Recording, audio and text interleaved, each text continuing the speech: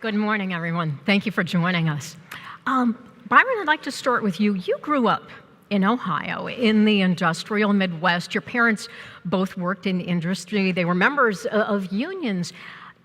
What do you think when you look at cities like Cleveland, like Pittsburgh, and what happened to the well-paying manufacturing jobs, that sustained families like yours, and how is that impacting families of color today? So I'll start by saying, with me, I'm a product of a manufacturing household. So we had the opportunity to move from the inner city out to the suburbs because my parents had well-paying jobs. And it's really the reason why I had a chance to have a great education, and it's why I'm where I'm at today. What's happened over the years, and I'm a child of the 70s, so my first job was in robotics, but it was at a time when jobs were leaving the country, thousands at a time. And so I watched my parents, friends of my parents who were laid off, and what happened was now there's a gap. When I grew up, we were able to I was able to have a really great education, but the people that came after me, their parents weren't able to do the same types of things my parents were able to do for me. And so, now we have where I did better than my parents. I made more money, I had more opportunities. Now we're seeing the opposite effect, where a lot of parents, they can't afford to give their kids that same kind of head start. And so the kids are not doing as well as the parents. Melanie, your nonprofit organization is trying to bring more diversity and inclusiveness to the Pittsburgh area by attracting, retaining, and elevating a diverse workforce. So how is this area doing? How successful have you been so far? So let me sort of level set first. Okay. Where we are as a region relative to the top 100 metro regions around diversity is at the bottom. How? So we are underrepresented as it relates to people of color and to foreign-born individuals, immigrants in our community. What explains that? So I think a lot of that has to do with the downturn of the economy back in the 70s and 80s, the great migration of people, that is the movement of people in the US just moved right around Pittsburgh because there were no opportunities here. So people left in the thousands. At the height of the out-migration of people, there was a net leaving of like 50,000 people. So it has taken years to rebound the economy, bring the jobs back. In the meantime, we missed all of that growth. But now the economy is back. We have the jobs, but we have one of the oldest workforces in the nation and still a declining population, although the decline is shrinking. We have less of a decline than we used to have.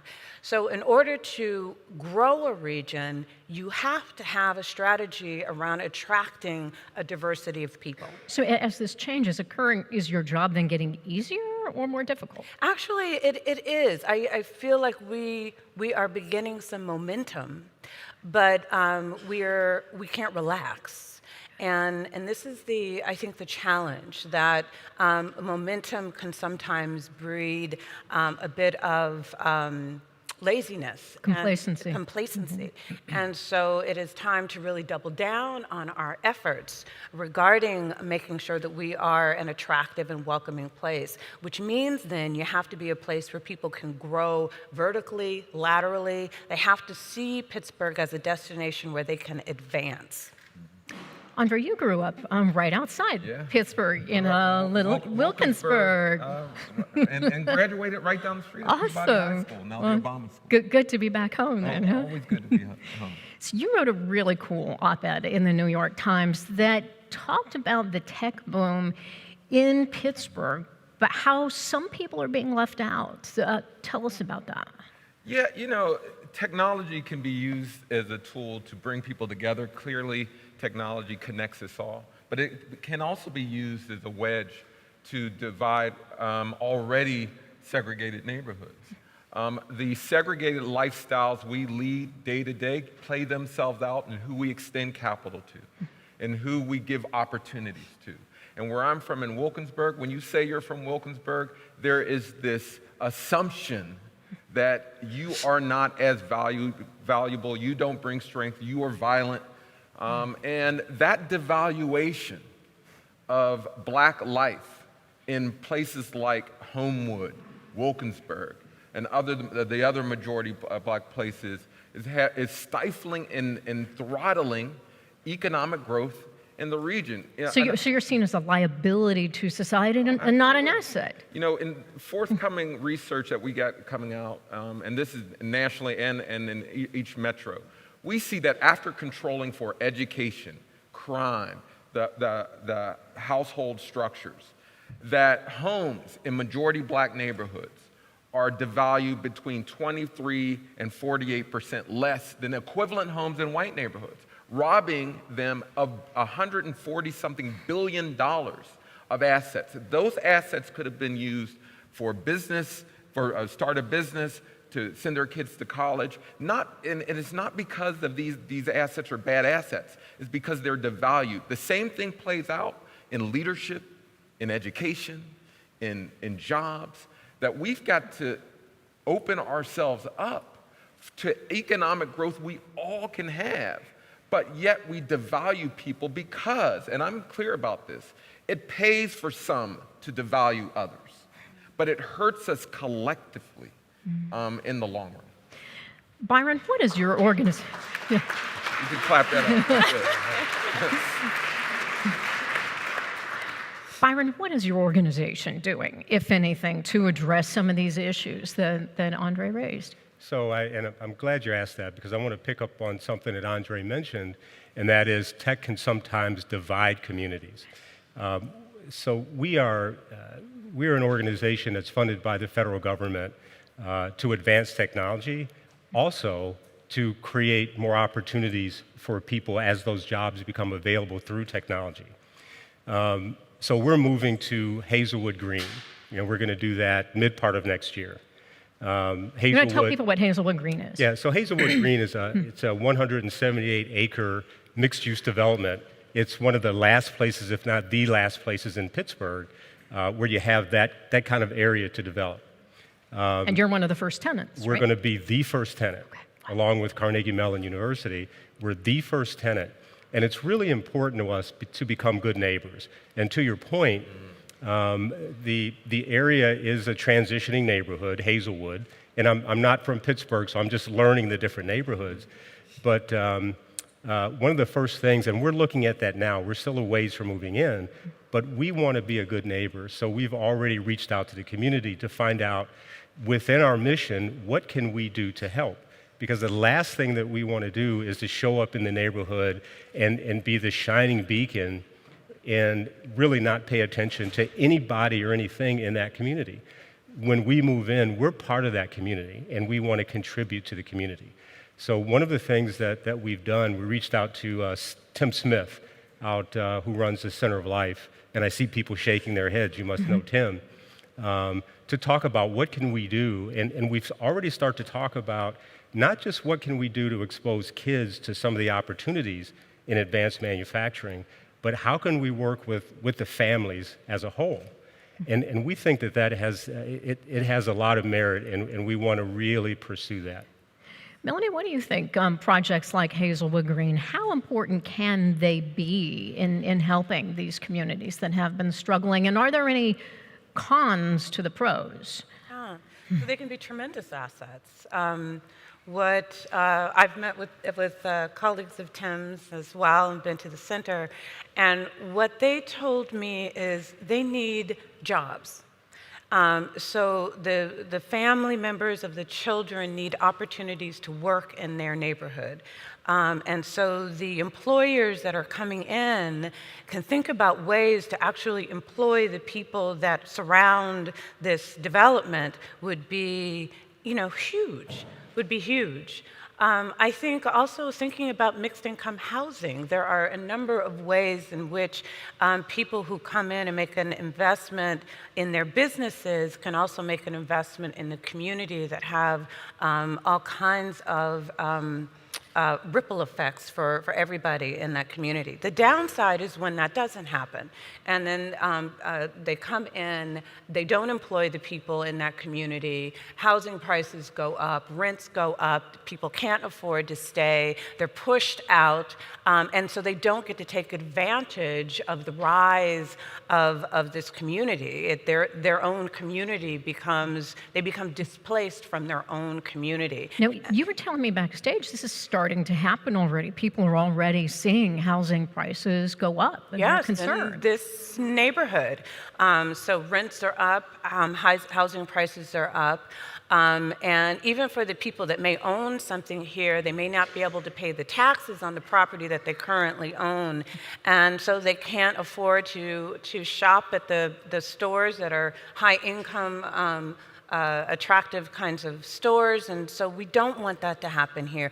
One of the challenges, I think, with our transformation here in Pittsburgh, which has been unparalleled, I mean, truly the phoenix rising from the ashes, is to continue to leave behind people who waited for this rise to happen, and then they aren't able to really enjoy and take part in its rise. You know, I just want to add to this.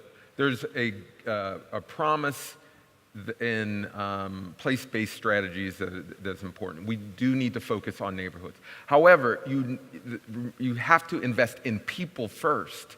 If you don't invest in people, investment in place leads to displacement and other things. So Why aren't more businesses and nonprofits, foundations, universities investing in majority yeah, that's the question Black because neighborhoods? I mean, like yours. But in That's the right. op-ed, I just felt the pain when I read about the community next door. It was East Liberty. And it's gotten, what, $900 million in financing since the 90s, and that in addition to tax credits and public funding. And Wilkinsburg's gotten... a What? fraction. Yeah. And the And they're point right is, next door. right next door, but we invest in people we trust. We don't trust that Black folk can grow from those investments. And we do know that there's only one way to grow, and that is to have deliberate investments in people. East Liberty, in this hotel that we're having this event in, just didn't happen. It happened because we trusted individuals. We trusted Carnegie Mellon. We trusted Pitt. The reality is we trusted people that didn't have deep ties to the Black communities in Wilkinsburg and Beltsuver and Homewood. We need to find people that we trust who happen to be Black, who happen to make money, but also have ties to Black people so that those dollars can flow. Proximity is no guarantee for growth. You can be right next door. In fact, we have folks right across the street who do not know this is going on right now and would not know. But we've got to figure out ways to invest in people so that it can disperse to other folks. Byron, go ahead. And that actually starts with, and that starts with communication, right? So I always talk about being in the meeting before the meeting. That's right. That's where the decisions are made, and it's a burden and an opportunity for all of us to get out and get into those situations that maybe we're a little uncomfortable, but we're there and we're being heard. Mm-hmm. That's the most important thing we can do. You know, when you talk about trust in people, that begins with relationships. So it's very important for us to get out, talk to people, communicate, connect. One of the things that we really want to do when we move to Hazelwood is to be a connector and help connect the community and the people in the community to opportunities that they otherwise may not know about. Melanie, before we go to the audience for questions, I'm wondering, can you look into a crystal ball, say 10 years down the road after Hazelwood Green is up and running and full and thriving and maybe other projects around the city, what does Pittsburgh's diversity look like? So I have looked into that crystal ball, and the diversity of the region is growing. We're growing at about 2.24%. That is among people of color. That is on par with our benchmark regions. The problem is we're on par with our benchmark regions and we're currently behind.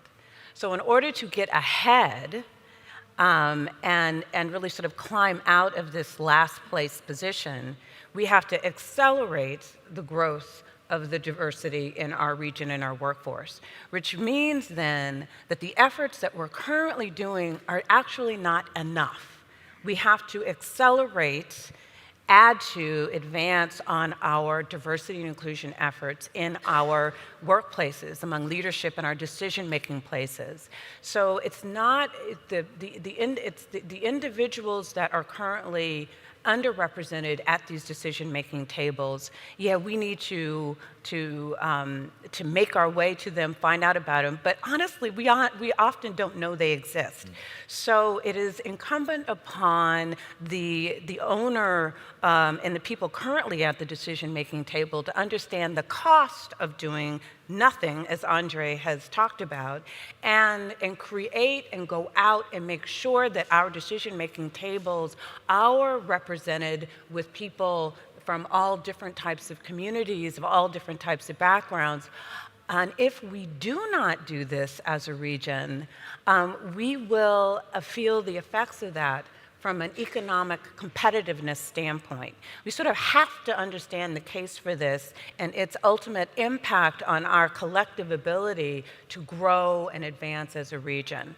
So that's my Thanks, thought. Melanie. All right, and let's go to questions. And if you would, raise your hand, identify yourself. We have lady right here. I'm sorry, we didn't hear you. Is the microphone on? Sorry. There we go. Thank All you. right. My name is Emily Brown. I'm from Fourth Economy Consulting. My question for the panelists is on the topic of opportunity zones and the potential for that federal program to funnel money into communities that have not seen it, and how communities can be at the table when these new investments are coming in. So opportunity zones. Opportunity zone, then I'll just go back to my earlier statement around place-based strategies. Opportunity zones, there's a tremendous opportunity, no pun intended. Billions will be poured into essentially properties all over the country. The problem is that many of those investments are already going on, and the way it's structured, that the folks who are currently investing will essentially reap more benefits from projects that are already non-inclusive. And we don't have enough diverse fund managers managing these funds. And so for me, opportunity zones, yes, and we have to wait for the regulations to come out, they can help improve communities. But we've seen from free market tax credits to empowerment zones in the past, or similar efforts in the past, we've seen how investments in places do not lead to investments in people. And I just don't think that we'll see the kind of regulations that will demand that investments will go to people, which is what we really do need. Okay. Did either of you want to chime in, or are we going to go to the next question? Okay, and we have Run. There we go. Hi, my name is Disha Filya, and I first want to thank the panelists for your candor in this conversation. But I want to know, why do you think it is that it's easier in conversations about diversity and inclusion to talk about gender and not race and other factors of diversity? Well, Well, okay, I'll start and then hand off. There are some demographic groups that are easier for people to talk about because they don't create the kind of pain, discomfort, difficulty for them. It is difficult for many people to talk about the issue of race. And a lot of times they want to pull away from it because it's difficult. They don't have a solution to it, afraid of failure, risky, I might offend, and then nothing gets done because we can't talk about it. We can't have the difficult conversation about it. That sort of visceral discomfort causes us to pull away from it and instead talk about some things that we're more comfortable talking about. Byron? One thing, so talking about race is becoming more and more complex. And I say that because when you look within, for instance, the African American community, we used to be, several decades ago, 4 or 5 decades ago, there wasn't that much diversity within, our group. But now it's become very complex because when you talk about issues like income inequality and the income gap, we have that within our community. So you have, some of us that are doing extremely well, and you've got others that are left behind. And that gap is growing every single day. And within that, you have all kinds of divisions and different perspectives.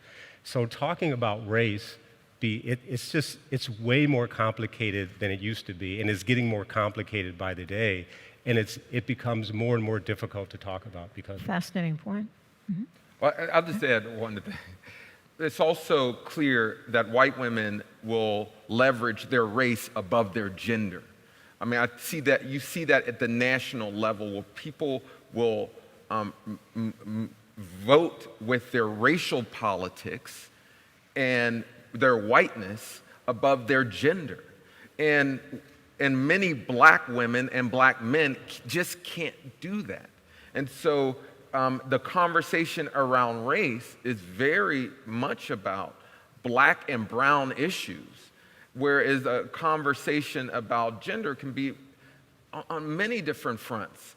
But many people just don't want to entertain that conversation about race, many white folks, because it will compromise their power position in many areas. Fascinating. All right, we have time for one final question. All right, here. Yes, my name is Jasiri X with One Hood Media. I wanted to start, I live in this neighborhood, and I think like what happens when we see tech companies come into our neighborhood is a lot of times that means, particularly if you're black and poor, you have to move out. What we don't see is an actual door in how to gain entry into these jobs. We have a school to prison pipeline, but we don't have a school to technology pipeline, especially when you're talking about if you're coming into my community, it means I have to leave. So if you don't want me in your neighborhood, how then will I think that you will want me to actually be employed at your business? So what programs, are there programs, or what can we offer to actually build a school to technology pipeline, a pipeline where then, right now at One Hood Media, we have 5 students that are doing coding classes. So once these coding classes are completed and once they have their documents, then what's the next step? Do we walk to Google, or do we go to Google?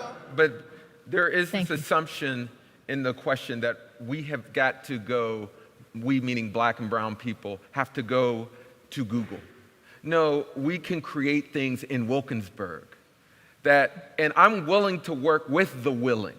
And there are many black, brown, white folks who are ready to invest in companies that are diverse. And so I'm also just in a place that I'm not trying to fight with people who don't value black and brown folk anymore. I have to make a head case for diversity with people who simply don't believe it.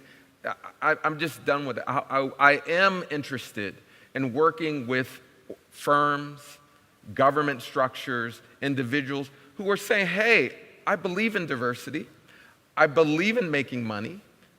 Let's invest in you. And that's where we need to focus. Byron? So one of the things that's going on right now, when you look at manufacturing, there's a huge manufacturing workforce shortage. And that's helping to change some of those attitudes because even companies that are slow to change, economics are pushing them to change and to cast a wider net. Whereas just a few years ago, they may not have looked at community college students or looked at certain emphasized talent populations, women, minorities, the incarcerated, people transitioning. Now they're being forced to look because there's a shortage. And for people that are out there that are saying, you know what, I'm willing and able to learn new things, I want to investigate, I want to learn, I want to skill up, there are opportunities. It's up to us in positions that we can help create those pathways and make those connections to really clear the path for people to find those opportunities and have easier, less expensive pathways to get there. But there are opportunities out there, but you know, we need more connectors. But there are some tremendous things going on right now, driven by the economy, driven by the workforce shortage, that we should all be taking advantage of. I'm so sorry to have to cut this passionate, important conversation off, but please join me in thanking Byron, Melanie, Andre. You guys were terrific, and thank you for your questions.